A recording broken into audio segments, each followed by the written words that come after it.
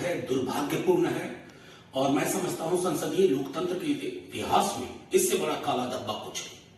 जिस तीव्रता से ये निर्णय लिया गया, जिसके पीछे आधारहीन तथ्य और तर्क रहे हैं।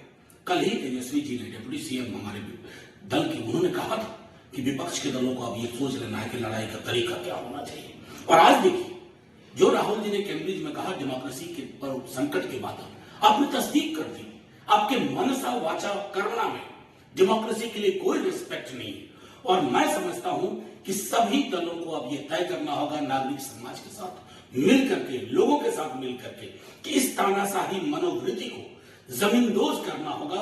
अन्यथा हिंदुस्तान का जो 75वें वर्ष आजादी में जो नुकसान हो रहा है ना, उसकी भरपाई कतई संभव नहीं होगी।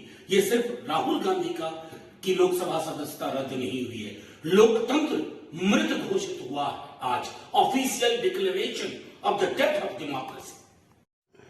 देखिए, ये शर्मनाक है, दुर्भाग्यपूर्ण है और मैं समझता हूं संसदीय लोकतंत्र के इतिहास में इससे बड़ा काला धब्बा कुछ है। जिस तीव्रता से ये निर्णय लिया गया, जिसके पीछे आधारहीन तथ्य और तर्क रहे हैं।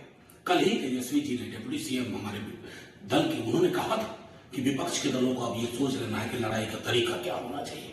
और आज देखिए, जो राहुल जी ने कैम्ब्रिज में कहा डेमोक्रेसी के पर संकट के बाद आपने तस्दीक कर दी। आपके मनसा वाचा कर्मणा में डेमोक्रेसी के लिए कोई रिस्पेक्ट नहीं है। और मैं समझता हूं कि सभी दलों को अब यह तय करना होगा, नागरिक समाज के साथ मिल करके, लोगों के साथ मिल करके, कि इस तानाशाही मनोवृत्ति को जमींदोज करना होगा। अन्यथा हिंदुस्तान का जो 75वें वर्ष आजादी में जो नुकसान हो रहा है ना, उसकी भरपाई कतई संभव नहीं होगी। ये सिर्फ राहुल गांधी का की लोकसभा सदस्यता रद्द नहीं हुई है, लोकतंत्र मृत घोषित हुआ आज। Official declaration of the death of democracy.